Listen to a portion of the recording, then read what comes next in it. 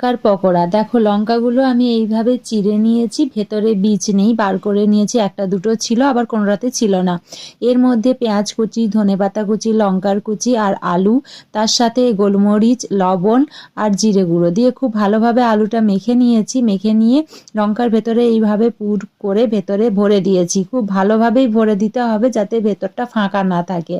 তো এরকম করে পুর ভরে সবগুলো রেডি করে নিয়েছি। এরপর চলো বেসনের ব্যাটারটা তৈরি করে নিই। বেসনের মধ্যে লবণ, 1 চিমটে হলুদ, একটু জিরে গুঁড়ো, একটু গোলমরিচ আর তার সাথে একটুখানি কালো জিরে দিয়ে খুব ভালোভাবে মিক্সড করে নিয়েছি। এর মধ্যে ডুবিয়ে ডুবিয়ে এইভাবে লাল লাল করে ভেজে নিলেই কিন্তু তৈরি হয়ে যাবে ক্যাপসিকামের এই পকোড়া।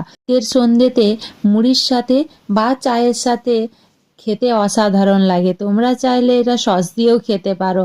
বানিয়ে খেয়ে বলো কেমন লেগেছে। চলো বাই বাই, সবাই ভালো থেকো।